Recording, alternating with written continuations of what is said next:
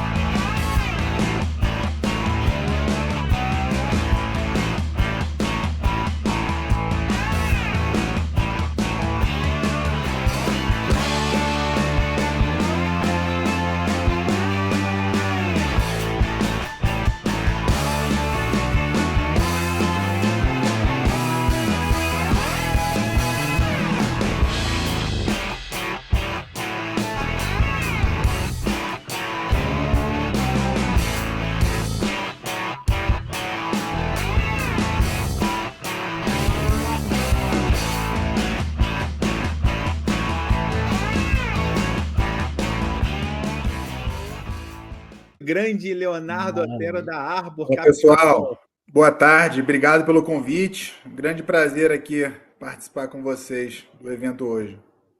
Pô, cara, o prazer é todo nosso. Pô, a gente já fez algumas lives juntos, o pessoal gostou muito, já avaliamos o fundo. E aqui eu já vou começar apresentando, depois você pode me corrigir se eu estiver errado, Léo, porque a Arbor, né, acho que muitas pessoas conheceram ela em 2020, principalmente, apesar de o fundo existir desde 2015, se eu não me engano, e ali, muitas reportagens ali, que foi o fundo mais rentável daquele ano fatídico, né, da pandemia ali, que a bolsa acabou subindo um pouquinho no final, que ela vem meio que em V, mas o fundo rendeu 120% em 2020. Né? Se a gente for pegar ali, desde o início do fundo em 2015, rendeu 470% a 43% do MSCI World, que é o índice global, né, o índice mais amplo ali que o fundo busca bater. Por curiosidade, a Bolsa, né, o Ibovespa, no mesmo período, rendeu 43%, o CDI também próximo a isso, um pouco mais de 40%, e só agora em 2023 o fundo já rende, né? Estamos aqui, ainda falta dezembro, mas já rende 49% em 2023, e em novembro, né? Boa parte dessa alta veio em novembro agora, que rendeu quase 11%. Então, Léo, cara, muito prazer mais uma vez ter você aqui. Inicialmente é legal você falar um pouco já da retrospectiva de 2023, quais foram os maiores desafios, né? O fundo acabou tendo um ano difícil em 2022, né? E qual a diferença básica aí para esses 2 anos? Aí fala um pouquinho da Arbor e um pouquinho dessa retrospectiva para a gente. Claro, um prazer. Não, eu acho que a gente, como você comentou, Zatari, nosso fundo vai completar 9 anos agora em março do ano que vem, então é bastante tempo. Desde o início, pensando em rentabilidade anual, a gente está entregando 19,7% ao ano, que é algo como CDI mais 9, CDI mais 10. 2020 foi um ano, nosso ano de maior destaque, sem dúvida, foi quando a gente, acho que, apareceu aí para a indústria, que quando a gente subiu 120%, mas 2019 a gente também subiu 72%, 73%, e a gente teve um ano negativo, né, ruim, principalmente, que foi como você colocou o ano passado, né? Eu acho que quando a gente olha esse ano e o ano passado, é sempre bom pensar, não esquecer de um para justificar o outro, né? O que eu acho que aconteceu, Zatara, aqui no final de 2021, ali no início de 2022, realmente o mercado lá fora, eu acho que estava um pouquinho esticado e o juros estava muito baixo, né? Então, quando a gente teve aquela grande reversão dos juros em 2022, o mercado lá acabou sofrendo bastante, né? A Nasdaq, se eu não me engano, caiu 33% ano passado, e da mesma forma como os investidores exageram muito para cima, eles exageram muito para baixo, né? Então, ano passado, o pessoal exagerou muito para baixo, e o que a gente está vendo esse ano é que o mercado está voltando, o que eu chamaria da normalidade, né? as mesmas ações, em sua maioria, né, as mesmas ações que atrapalharam, prejudicaram o fundo em 2022, são as ações que estão aí fazendo a gente subir 50%, como você comentou. Excelente. É interessante observar isso, né? Às vezes o fundo tem um ano muito ruim, ou um ano e meio, ou 2 anos, e aí a gestão está acumulando bons papéis a preços muito descontados por causa da histeria do mercado, e aí dão aquelas porradas depois. Cabe ao investidor ter a paciência para esperar, porque a maioria, cara, aí vê que o Arbor rendeu muito bem em 2020, aí entra ali, sei lá, em 2021 para 22, apesar que 21 foi bem também, né? Acabou sendo razoável, né? E 22, pô, a pessoa fica desesperada porque caiu 6 meses, um ano, e aí perde aquele movimento de sempre, que a gente sempre vai continuar falando de vender na queda e comprar depois nas altas, né? Exatamente, e é um comportamento que acho que todo investidor no mundo todo sofre, né, de ficar muito otimista quando sobe, muito preocupado quando cai. A gente, e acho que vocês ainda mais, tentam passar essa mensagem de educação financeira, que é justamente você estar com o portfólio equilibrado para, em momentos ruins, né, idealmente você conseguir aumentar a posição ou, no mínimo, não zerar, né? Eu acho que quando você está com muito ativo de risco para o seu perfil, em momentos ruins de volatilidade, o teu portfólio acaba te expulsando da posição por você não aguentar a queda, né? Mas eu acho também que o ano passado foi especialmente difícil, assim, fazia décadas, assim, eu acho que eu diria que desde a década de 80 que a gente não via juros tão altos nos Estados Unidos, e a gente teve uma mudança muito rápida, né? Então, você vê o juro que era negativo 1%, os juros de 10 anos da TIPS, né, que é a NTNB americana, agora está em 2%. Né? Então você teve uma grande mudança de duration. Então, o que eu quero dizer é que não é normal também o mercado tão volátil como teve no ano passado. Foi difícil, mas agora a gente olha para 24 e vê um cenário bem menos desafiador. Eu acho que vários riscos saíram da frente, e o mercado agora deveria ter um comportamento bem interessante e com uma volatilidade bem menor do que a gente viu aí no histórico curto, né? E o que é muito bom, né? Acho que todo investidor de ação quer um mercado que suba com baixa vol, né? Vou passar para o Dani aqui, só para terminar aqui de dar um alô para a galera que está falando: Caxias do Sul, Rio Grande do Sul, Fortaleza, Floripa, São Bernardo do Campo. Eu quero ver se conseguir falar o lugar do Ceará, isso aí. Aí, ó, Quixeramobim de Ceará. Eu ainda fiquei vendo se não era alguma sacanagem. Porque os caras inventam, né, lugar para depois eles ficarem rindo da tua cara. Mas não é, não. Aqui o abraço aqui para o André da Alten também, boa, e Realengo. E Dani, manda bala aí. Cara, eu queria primeiro começar e fazer uma ressalva que eu tenho visto o seguinte: a gente fala tanto para as pessoas investirem em momentos que o fundo não está tão bem e etc., que eu tenho começado a ver algumas pessoas fazendo exatamente o inverso. Ao invés delas investirem nos melhores fundos num determinado ano, elas pegam a rentabilidade ao contrário e investem nos piores fundos daquele ano. E isso não é garantia de resultado. Por quê? Porque você precisa ver se no longo prazo aquele gestor ele conseguiu bons resultados. Então, quer dizer, se você é um cara igual a Arbor, que, poxa, ele teve um bom resultado ao longo de 7, 8, 9 anos, e um ano ele foi ruim, é uma coisa. Outra coisa é um gestor que teve resultados ruins ao longo de 6, 7, 8 anos, e ele teve um dos piores resultados naquele ano, cara, é só uma continuidade da ineficiência dele. Então, fiquem atentos a isso também, porque eu tenho começado a ver isso, Zatar, pessoas que fazem, então, aquela visão ao contrário. O ideal é que a pessoa estude o fundo. E como o ideal é que a pessoa estude o fundo, eu acho que eu ia até fazer outra pergunta, mas eu gostei dessa pergunta aqui do Zé o Empreendedor. A gente pode começar desse jeito. Qual seria a estratégia macro do fundo, Léo? Boa. Eu vou falar, eu não sei se a pergunta é sobre macroeconomia ou é sobre a forma como nossa filosofia de investimento, como Qual a a gente filosofia de investimento macro? Boa, Eu boa. entendi dessa forma. Boa, não, excelente. Que eu ia até comentar que a gente é uma casa micro, então eu ia até ser curto se fosse falando sobre macroeconomia. Mas o que eu acho aqui legal é pensar o seguinte, tá? Como que a gente pensou a Arbor, né? Quando eu montei a Arbor em 2014, foi muito pensando, cara, quais ações historicamente mais subiram, né? Por que elas mais subiram? Existe alguma característica em comum das ações que mais subiram? Elas cresciam mais, elas eram mais lucrativas, elas começaram na mesma época, elas são do mesmo país, né?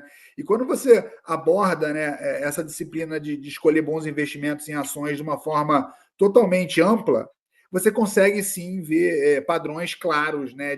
Pô, por que eu tenho que mirar aqui e não ali, né? E a gente começou com esse pensamento macro. Então, qual que é a estratégia no nosso fundo, né? A gente acha que o investimento em ações, né, ele é comprovado que ele outperforma, na maioria dos casos, o investimento em renda fixa. Tá? Então, o nosso fundo é um fundo de ações, nosso fundo ele é long only, ele está sempre 100% comprado, ele não faz market timing. Tá? Então, o que a gente busca? A gente busca estar exposto ao poder do equity, né, do investimento em empresas, tá? Em países onde o capitalismo realmente reina nos incentivos da sociedade, em países onde o mercado de capitais tem um histórico muito positivo. Então, principalmente os Estados Unidos, que hoje é por volta de 90% da nossa alocação, e sempre foi mais de 2/3. Então, a gente não acha que a performance do S&P, a performance da Amazon, a quantidade de empresas nos Estados Unidos que ganham na renda fixa e que sobem em termos nominais absolutos muito, a gente não acha que é por acaso. Então, a estratégia macro dar para o investidor uma forma de diversificar o investimento em ações, através de excelentes empresas, né, com uma abordagem não focada exclusivamente no Brasil. A gente, ao longo da nossa história, a gente tem e teve investimentos no Brasil, mas a gente acha que você construir um portfólio equilibrado, que consiga entregar retornos fortes, você precisa abrir um pouco mais o teu leque de opções e olhar outros países também.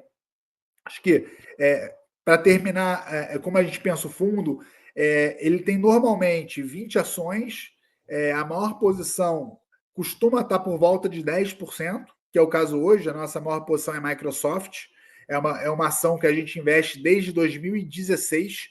Quando a gente comprou Microsoft em 2016, todo mundo achava impossível você ganhar dos índices comprando uma ação, entre aspas, tão óbvia. De lá para cá, a gente obteve 29% ao ano em dólar de rentabilidade com a ação da Microsoft. E para terminar, o fundo ele costuma ter 50% do patrimônio por volta de 5, 7 ações. Então, é um portfólio que razoavelmente diversificado. Então, se a gente errar uma ou outra tese, o fundo permanece super saudável, né? A gente não tem nenhuma posição desproporcional que se a gente errar, tira a gente do jogo. É legal falar que quando o fundo estava mal ano passado, né, o único ano que o fundo foi aquém dos outros anos, a gente fez uma live e aí foi legal que o Léo falou comigo há um tempo atrás. Pô, cara, a gente faz live quando o fundo tá mal, a gente bota a cara, mas vamos fazer também quando o fundo tá bem, né? Então é legal falar sobre isso também. E mandando também um abraço aqui para o meu amigo de turma da Força Aérea, né? Que eu me formei em 2006, isso aí tem 2, 3 anos, o Thiago Caçador. Um grande abraço, irmão. Coimbra de Portugal, a galera também chegando aqui, Recife. Léo, cara, eu acho importante, você chegou a comentar da Microsoft, eu acho legal a galera saber um pouco mais em que o fundo investe, porque assim, em novembro, eu estava lendo a carta de vocês, as maiores contribuições, né, foi o melhor mês do ano para vocês, né, quase 11% só agora, e mais 40 e poucos por cento no ano, e foi as maiores contribuições foram Microsoft, S&P Global e Booking. E isso foi em novembro. E eu queria saber, em 2023, quais foram as maiores contribuições, já que a gente está fazendo uma certa retrospectiva do ano, né? E para você falar da composição do fundo como um todo, de uma forma um pouco mais global. Aqui você fez um comentário um pouco mais superficial, mas fala um pouco para a gente da composição do portfólio do fundo em retrospectiva 2023. Boa, claro. A gente costuma pensar o fundo assim em 2 grandes blocos, né? A gente tem um bloco que normalmente ele junta entre 80% e 90% do capital, que são ações previsíveis, empresas que não têm dívida, empresas com risco muito menor. E a gente tem entre 10% e 20% do capital em coisas que têm muito mais upside, são as coisas que realmente podem fazer a diferença, como fez esse ano, mas que a gente tem uma alocação menor para, enfim, em função do risco, né? Então, falando das principais contribuições em 2023, né? E eu acho que esse ano é legal porque ele mostra a importância de você ter a flexibilidade de investir não só no Brasil ou não só fora do Brasil. Porque eu acho que uma diferença do nosso fundo também é que a gente investe a maior parte fora, mas a gente tem esse mandato de poder, oportunisticamente, comprar posições quando a gente acha que o Brasil está muito barato, que foi o caso desse ano. A maior contribuição do ano é Banco Inter. Tá? A gente acredita que a gente acompanha várias fintechs ao redor do mundo, a gente já investiu em inúmeras, e a gente acompanha Banco Inter desde o IPO, já foi investidor de Banco Inter lá atrás, e quando o mercado ficou super pessimista com a empresa, no começo desse ano, a gente montou uma posição e conseguiu multiplicar por 3 o capital esse ano em Banco Inter. Então, em contribuição de cota, nosso principal ganho foi o Banco Inter, seguido por Microsoft. Microsoft também é uma posição que é grande e era grande no começo do ano. A Amazon também foi um investimento que ajudou muito. Esse ano a gente teve o mérito ou a sorte onde das 20 ações que a gente tem, 19 sobem bem. A gente tem uma ação que prejudicou o fundo, as outras 19 sobem, né? E até para dar alguns nomes, né? Então a maior foi Banco Inter, depois Microsoft, depois Amazon, depois Meta, depois Google. Tá? Essas foram as ações que deram os principais contribuições para o fundo esse ano, mas trazendo alguns nomes que ajudaram bastante também. A S&P Global, que foi uma das principais de novembro, que é dona do índice S&P 500, da agência de rating S&P, e tem uma franquia muito grande de software e de dados, né? Por exemplo, o Brent, que a gente conhece do óleo, é deles, né? Todo mundo que opera alguma coisa relacionada ao Brent, seja uma opção, seja um ETF, tem que pagar para a S&P alguma coisa. Até a SMC, que é aquela empresa de semicondutores que a gente investe há vários anos, também está subindo bem em 2023.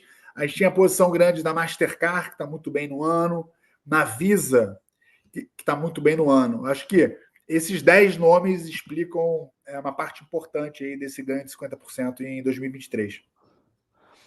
Léo, vou aproveitar e vou perguntar o seguinte: o Banco Inter cresceu 3 vezes, como você falou, nesse ano. Isso faz com que vocês retirem ele da carteira, porque subiu muito e etc., que é um erro normal que as pessoas físicas fazem, né? A ação subiu 20%, 30%, elas pegam e já vendem, elas têm medo de continuar com aquela ação. Então, o Banco Inter subiu, cara, 3 vezes, subiu 300% aí, ou 200% se preferir. Isso já é motivo suficiente para ele sair da carteira? Boa. Exatamente. Eu acho que a gente brinca, né? Que a gente prefere, em muitos casos, comprar ação que está subindo do que ação que está caindo. A Microsoft, desde que a gente investiu, já multiplica por 8. Então, eu acho que não é porque subiu que você tem que vender de forma nenhuma, né? No fim do dia, o que a gente tem que fazer, e todo investidor tem que fazer, é que ele tem que ter uma expectativa, né? Do qual é a valorização intrínseca do negócio e comparar a valorização intrínseca do negócio com o quanto a ação está se valorizando, né? Então, por exemplo, no caso do Banco Inter, da mesma forma que ele sofreu de uma exuberância em 2020 e 2021, onde o pessoal levou ele para 70 bi de valor de mercado, que com certeza não era razoável, eu acho que em momentos de grande euforia ou grande pessimismo, é muito mais fácil, né? O difícil está quando o negócio está perto do justo, né? Mas o pessoal levou para uma euforia enorme em 2020 e 2021, depois levou para o oposto, né? Depois assumiu que a empresa nunca daria lucro na vida e levou o valor de mercado da empresa para 3 bilhões, né? Caiu 92%, 93%. Então, naquele momento, né, com a ação a 7, 8 reais, né? Hoje está 20, 25 por aí, ela estava negociando a 0,4 vezes book, né? É um múltiplo realmente muito, muito baixo. Então, naquele momento, a gente montou uma posição de 5%, Tá? Mas como que a gente gosta de fazer controle de posição aqui, Nigri? A gente nunca deixa uma ação passar de 10%, tá? Então, por exemplo, toda vez que a Microsoft passa de 10%, eu volto para 10%. Isso é muito mais um mandato meu como gestor de risco do que potencialmente o que eu faria na pessoa física. Talvez na pessoa física eu pudesse até ser um pouquinho, tomar um pouquinho mais de risco, mas quando a gente está tratando de capital de terceiros, para mim é muito importante. Essa mensagem de risco está muito clara. Então, eu nunca deixo passar de 10%. E para as ações que estão naquele bucket que eu comentei de mais arriscadas, que o Banco Inter está lá dentro, que a gente chama aqui de ações oportunísticas, esse 10% é 6%. Então, no caso de Banco Inter, a gente montou a posição de 4%, 5% ali, e toda vez que ela chegava em 6% e continuava subindo, eu era obrigado a vender por mandato de risco. Tá? Então, mesmo seguindo esse mandato, eu ganhei 8 pontos de cota com o Banco Inter.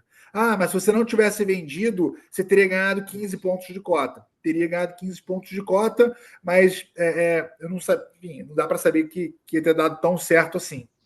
Sim. Então, o que eu sempre gosto de fazer é ter vender um pouquinho para cima, mas também eu nunca saio da posição. Só se o negócio, né, sair completamente do razoável, né? Como foi o caso de Banco Inter em 2020. Maravilha. Isso. E é legal falar também que vocês procuram... Dá para cortar e fazer um rios aí dessa parte dele, que essa explicação aí é difícil alguém falar com tanta clareza. Boa, fato. E eles procuram assimetrias, né, em empresas, né, desde o início que a gente fala, com tendências seculares ao redor do mundo. A gente falou aqui de alguns cases. E de Brasil hoje, Léo, tem mais alguma coisa além de Banco Inter? Você vê algum diferencial que vocês estão de olho? Alguma coisa no Brasil que tem esse diferencial de tendência secular? Ou é mais lá fora mesmo? Você só tem Inter aqui no Brasil? Não. A gente tem mais 2 posições no Brasil. Uma delas é uma posição que a gente carrega desde 2016, que não conversa com nenhuma outra posição do fundo, que é PetroRio. A gente multiplicou por 100 vezes o capital em PetroRio. A gente comprou quando ela valia 200 milhões. E um pouco, conversando com a resposta anterior, a gente sempre teve uma posição muito pequena, porque a gente não acompanha commodity, mas nunca zerou. Então, assim, PetroRio é uma baita contribuidora de cota para o fundo, mas se eu não tivesse vendido, talvez o fundo teria mais uma duplicada do que não tem, né? Então, eu posso ver como um baita acerto, porque eu nunca zerei, mas eu posso ver como um erro, porque eu vendi muito cedo, né? Eu vejo como um acerto, porque eu acho que um produto financeiro ele tem que ser mais conservador, né, do que uma pessoa física. Agora, trazendo a sua pergunta sobre outra ação no Brasil, a gente comprou, no mês passado, a gente comprou Stone. Tá? Eu acho que Stone sofre exatamente da mesma situação de contorno que o Banco Inter sofria no começo do ano. E qual é? O mercado ficou tão exuberante com a tese de Stone em 2019, 2020, início de 2021, né? Em vez de ver ela como uma adquirente de cartão de crédito, vi ela como uma empresa de tecnologia. Levaram a ação de 10 para 90 dólares. E no final do ano passado, ao longo do ano passado, com os erros de alocação de capital, com os erros na concessão de crédito, o pessoal assumiu que a empresa era uma empresa muito ruim e derrubou a ação 90%. Né? Então, a gente viu naquele momento uma empresa que tem um negócio rentável, que cresce muito, que tem sim o poder de diversificação de negócios, de deixar de ser apenas a maquininha verde para virar sim uma oferta mais ampla de produtos para a pequena e média empresa, né, para o pequeno e médio varejista, num valuation hiper barato. Né? E agora teve o Investor Day, o mercado gostou e a ação subiu 70% assim, nos últimos 20 dias, 20, 30 dias. Eu acho que tem muito, muito para andar ainda. Mas está dentro do nosso bucket de ações mais arriscadas e é uma posição pequena, mas eu vejo uma posição com viés da gente estar aumentando e estamos animados. Assim, eu acho que ela vai, se tudo der certo, a gente vai seguir o mesmo plano de trading que a gente seguiu com o Banco Inter, que é sempre ter uma posição de média para pequena e ser muito sistemático nas vendas, né? Nunca se empolgar muito se ela começar a andar da forma como a gente espera. Boa. Vou aproveitar para fazer uma pergunta que eu acho que é o que fica na cabeça de muitas pessoas que talvez elas ficam um pouco reticentes de investir no fundo, que é o seguinte: a gente vê que dentre as principais posições que vocês ganharam dinheiro e que vocês investem, tem muitas empresas de tecnologia. Embora possa ter uma S&P ali, uma PetroRio aqui, mas as principais são empresas de tecnologia e isso não mudou ao longo do tempo. Então, o que você poderia falar para esse tipo de pessoa que, assim, ela não quer ficar, tão concentrada, por exemplo, em empresas de tecnologia? Boa. Tá. Eu acho que eu vou dar uma resposta curta e uma um pouco mais longa. A curta seria: tem um pouco, né? Mas tem que ter, né? Eu acho que o mundo é tecnologia e eu até brinco, né? Onde tem mais tecnologia? Uma empresa de software ou num hospital, né? Talvez seja no hospital e o pessoal chama o hospital de healthcare, não de tecnologia. Então eu acho que em tratando-se do fundo Arbor, tem um pouco, né? Porque eu acho que também todo investidor deveria ter alguma coisa. Eu acho que não investir, ter zero de tecnologia na carteira, eu não consigo ver fazer muito sentido, pensando a gente pode até falar da agenda de inovação que o mundo está entrando, com inteligência artificial, se for um tópico mais à frente, a gente pode falar sobre isso.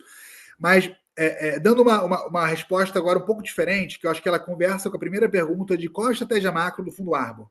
Quando a gente lançou o fundo lá atrás, qual foi o grande estudo do fundo? Quais são as ações que multiplicam por 10, multiplicam por 50 em janelas longas de tempo? Né? Tem até um livro que eu deixo como recomendação aqui, que chama 100 Baggers, que conta a história de ações que multiplicaram por 100 vezes. Tá?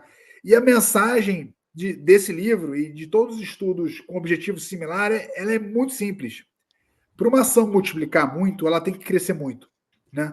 Se você é uma empresa que tem um restaurante e vai ter sempre um restaurante, a tua ação não vai subir muito. Mas se você tem um restaurante e um dia vai ter 1000 restaurantes, a tua ação vai subir muito. Então, através dessa conclusão, a gente falou, cara, aonde está o crescimento no mundo corporativo hoje, né? No mundo onde os PIBs não crescem muito, onde a globalização está semi em xeque, aonde está o crescimento? O crescimento está em tecnologia. O crescimento está, por exemplo, na indústria da música, que foi completamente devastada pela tecnologia, com o fim do CD, mas que agora passa pelo momento de super explosão com as plataformas de YouTube e Spotify. Então, eu acho que se você está atrás de tecnologia, você está atrás das grandes porradas de longo prazo. Então, porque a tecnologia, normalmente, o investidor em tecnologia, ele sofre de um estigma. Eu não diria nem que está muito errado, não, é que ele não tem calculadora, né? Associa-se investir em empresas de tecnologia a não fazer conta, né? Eu acho que a minha mensagem aqui por baixo é que a gente investe em tecnologia fazendo conta, né? Não é porque a empresa é de tecnologia que você tem que pagar 500 vezes earnings, né? Você pode comprar uma empresa de tecnologia tipo uma Stone a 10 vezes earnings, quando o mercado acha que ela é horrível, e quando ela entrar no rumo e o mercado começar a precificar ela como tal, você sair. Então, eu iria pelos dois argumentos. Assim, eu tenho que ter um pouco por essa location, e as grandes porradas estão em empresas de crescimento, e o crescimento está em mudança de hábito, né? E a mudança de hábito está em empresas de tecnologia. Boa, você acabou falando de inteligência artificial, acho que é legal a gente falar um pouco sobre isso, de talvez quais empresas vocês enxergam que seriam mais beneficiadas. A gente recebe algumas vezes a pergunta das pessoas já enxergando essa coisa de chat GPT o tempo todo, o similar lá no Google, né, que é o Bardoo, o Bard, né? Bard, é. Isso, enfim, como pegar uma empresa, surfar uma empresa na veia, né, que tem inteligência artificial. Vocês verificam isso assim? Como que funciona isso no dia a dia de vocês? Esse é o nosso objetivo, sem dúvida nenhuma. A gente é um entusiasta de inovação, de tecnologia. A gente acha que, diferente talvez de algumas ondas de hype recente, cripto sendo a principal, onde você tinha muito hype, mas você não tinha produto, né? O pessoal ficava comentando o preço das criptos e não o que essas criptos faziam. Eu acho que talvez a inteligência artificial, por ter vindo logo após uma bolha, ela tá sofrendo de um ceticismo maior do que ela sofreria se ela não tivesse vindo depois de uma bolha, nesse caso aqui, a bolha de cripto, né? O que a gente tenta, Zatari, e, cara, é dificílimo fazer isso que você falou, tentar ver as empresas que estão na frente, né, dessa corrida de inteligência artificial e investir nelas para capturar toda a criação de valor que, na minha opinião, ela tá dada. Assim, eu acho que eu não vejo muito debate. O debate é mais aonde esse valor vai ser capturado, porque para mim está muito claro, assim, todo mundo que já usou o ChatGPT vê que ele vai trazer muita produtividade para o trabalhador, né? Então eu acho que é mais você tentar medir o impacto, né? O quanto de dinheiro você vai ganhar, que essa tecnologia vai gerar, do que meio que questionar ela.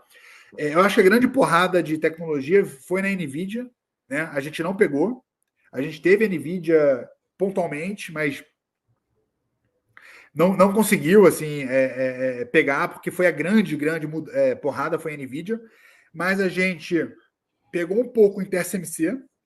A TSMC ela é quem produz os chips da NVIDIA, então todo o crescimento da NVIDIA e da indústria de inteligência artificial tem que passar pela TSMC, porque ela produz os chips, então a gente teve uma alocação ali pensando nisso, e a gente acha que a inteligência artificial vai ser capturada pelos grandes players, né? Na minha opinião, o grande lucro, né, o grande market cap creation da inteligência artificial vai acontecer nas big techs.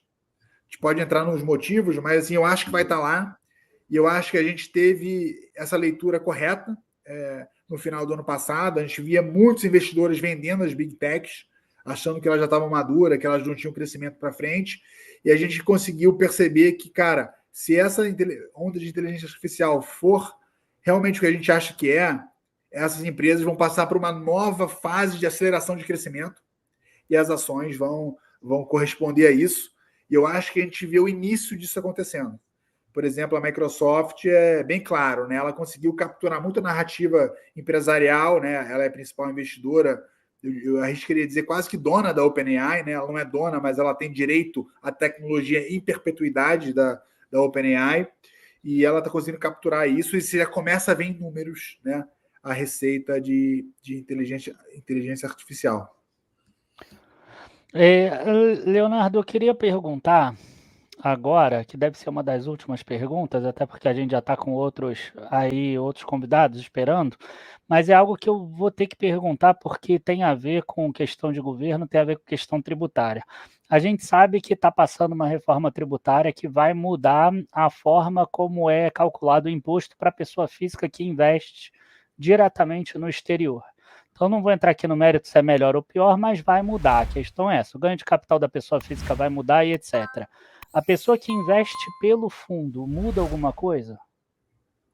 Não, continua igual. Nosso é um fundo local, e essa MP, enfim, esse projeto de lei, ele é focado nas offshores, então não, continua igual. Maravilha. Excelente. Eu acho que a minha última aqui, Léo, se você quiser responder essa pergunta um pouco mais macro, eu sei que o fundo foca mais no bottom-up ali, mas se você quiser responder rapidamente, tendo em vista que boa parte das ações de vocês, ou uma parte considerável, são de empresas americanas, com a ascensão econômica de países emergentes, né, como que isso atrapalha ou ameaça a tradicional hegemonia financeira e empresarial dos Estados Unidos, né? Isso pode alterar a dinâmica global, o poder de influência no cenário internacional. Tem gente, por exemplo, falando que a China pode ser a nova potência mundial em alguns anos. Como é que vocês enxergam essa ameaça aos Estados Unidos? Ou não existe? Não, eu acho que sempre existe. Eu sou eu sou super bullish com capitalismo, e eu acho que não existe nenhum capitalismo igual ao capitalismo americano. Então, eu acho improbabilíssimo algum país substituir os Estados Unidos na dominância do mundo corporativo. Eu diria que a China, a gente investiu durante muito tempo na China, né? Mas a gente deixou de investir na China em 2020, depois que o governo deixou claro que ele estava indo atrás dos capitalistas. Então, eu acho que a China está na direção contrária. Eu acho que a China está andando para trás agora. associando com a Rússia e com países não capitalistas, né? E eu acho que quem acredita em investimento em ação tem que acreditar no capitalismo, né? E, infelizmente, a maioria dos países emergentes, né? E eu colocaria o Brasil nesse argumento, ele sofre do problema de não acreditar no capitalismo, né? Os nossos líderes, de tempos em tempos, lutam contra isso. É o que está acontecendo agora. Então, se você olha até o crescimento do PIB americano recente e compara com o crescimento dos países emergentes, né? Os Estados Unidos está crescendo mais rápido. Então, eu continuo achando que o que tem lá é único, tá? Eu acho que o sistema de incentivos da economia americana é muito pró-empresa, pró-empresária, pró-geração de valor. Por exemplo, no Japão, você não tem basicamente hedge fund, private equity. A economia lá é diferente. A economia lá não tem o animal spirit da economia americana. Mas pode acontecer. Assim, eu acho que a Índia, talvez hoje seria, pela quantidade de pessoas, né, e pela educação, o grande risco, vamos supor, aos Estados Unidos, mas eles são grandes aliados americanos, né? Então, mas eu acho que no fim do dia, só para terminar, e desculpa se eu fui muito longo, se você olha, por exemplo, a receita do Google, metade é fora dos Estados Unidos, né? Eu acho que quando você investe numa empresa americana, entre aspas, você está comprando o mundo, mas você está comprando o mundo com uma lei que se der algum problema vai ser julgada na Corte de Nova York, onde você pode ter confiança que vai ser respeitada, né? Então, no fim do dia, a grande segurança de investir nos Estados Unidos é saber que os americanos chamam de rule of law, né? Você sabe que as regras serão respeitadas. E eu não vejo nenhum ataque, né? Enfim, agora vai ter eleição, acho que isso pode surgir, mas enfim, eu acho que continua bastante construtivo. Boa. Chegando no final aqui, Léo, eu queria saber de você, todo o Ultimate Value, a gente fala um pouquinho sobre uma ação que o gestor escolhe para o ano seguinte. É uma brincadeira que a gente faz. Uma ação que esteja muito barata, pode ser uma das que você já falou aí. Se você quiser participar aí desse quiz nosso nesse Ultimate Value. Boa, não, legal. Eu vou deixar uma ação canadense, tá? Chamada Brookfield. É uma holding que o principal ativo é uma gestora de private equity. A gente acha que está muito, muito barato. E o mercado, ano passado, estava tão preocupado com a espiral inflacionária que todos os negócios que tinham muita dívida foram extremamente punidos. Acho que esse é um caso, e em um mundo normalizando, a gente vê muito upside para Brookfield. Perfeito. Agora, a última coisa, onde a galera pode encontrar o fundo da Arbor? Fala essas coisas para a gente que eu acho que é importante. Não, maravilha. O nosso fundo está nas principais plataformas, BTG, XP, Banco Inter e diversas outras. E convido a todos a investir. Estamos bastante animados com o futuro. E se quiserem mais informação, podem me procurar no Twitter ou mandar e-mail que a gente responde. E obrigado aí, Nigris, Atar, pelo convite. Isso, maravilha. Porque tem várias outras perguntas aqui no chat, mas vale a pena entrar em contato direto com a gestora. Infelizmente, a gente não vai ter como perguntar todas aqui. Boa. Queria agradecer, Léo, cara, muito obrigado. Foi agradecer uma também. aula. Foi muito bom mesmo aqui. Esperamos em outras oportunidades para essa confraternização nossa de fim de ano e durante o ano também. Cara, brigadaço mesmo, Léo. Palavras finais aí. Boa. Obrigado, parabéns aí pelo evento. Vou continuar aqui assistindo os próximos panelistas aí. Bom domingo a todos aí. Um abraço.